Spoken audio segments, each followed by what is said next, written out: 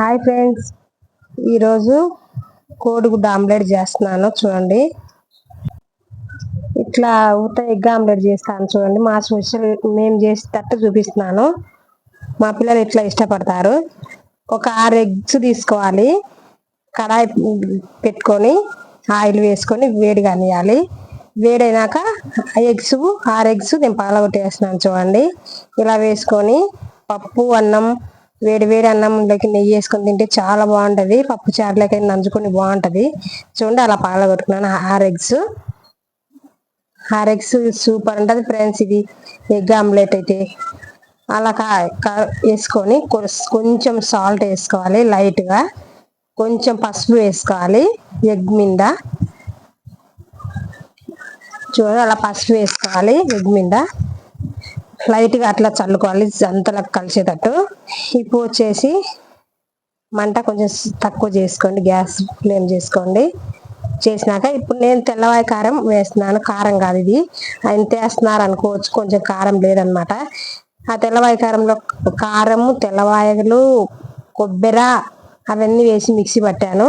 Mixie పట్టి oil వేసి fry చేసా కొంచెం. అలా మూత కాసేపు పెట్టి కాగనిచ్చుకోవాలి సన్న మంట మీద పెట్టుకొని.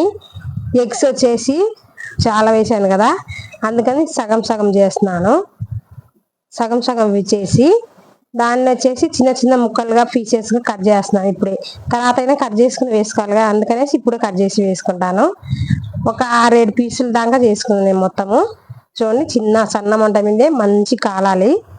చూడండి, అలా కాలినాక మళ్ళీ తిప్పేసుకోవాలి. ఒక సైడ్ పచ్చి ఉంటది కదా, ఇంకో సైడ్ కూడా తిప్పేసుకొని చేసుకొని అన్నం పప్పు సర్వ్ చేసుకొని తింటే వావ్, చూస్తుంటే చేస్తుంటే స్మెల్ అదిరిపోతుంది, తినాలనిపించేస్తుంది. నాకైతే నోరు ఊరుతుంది.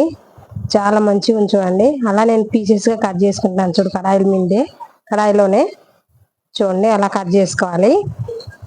చూడండి, 5 పీసెస్ గా చేశాను. చూడండి, అలా తిప్పేసుకోండి. 2 పక్కల మంచి కాలనివ్వాలి. చూడండి, అలా కాలనివ్వాలి.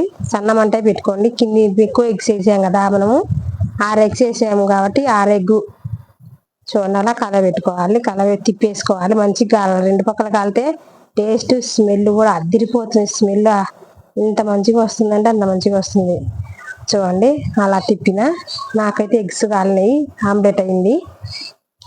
చూడండి, అలా కాగింది నాకు. మీరు ఇలానే చేసుకుంటారా, ఎలా చేసుకుంటారని కామెంట్ రూపంలో కామెంట్ చేయండి ఫ్రెండ్స్. చూడండి, నేను గ్యాస్ కట్ చేసేసాను, చూపిస్తున్నాను. చూడండి, ఎగ్స్ వావ్, కలర్ఫుల్ గా చాలా బాగుంది కదా. కారం ఎక్కువ అని కామెంట్ చేయొద్దు, ఎందుకంటే మాది కారం కాదనమాట, తెల్లవాయి కారం. చూడండి, అన్నం పప్పు వేసాను, పక్కన ఎగ్స్ వేసుకుంటున్నాను. చూడండి, ఈ కాంబినేషన్ చాలా బాగుంటుంది. మీరు ట్రై చేయకుండా ట్రై చేసి చూడండి. మా ఛానల్ నచ్చినట్లయితే లైక్, షేర్, సబ్స్క్రైబ్ చేయండి. ఒక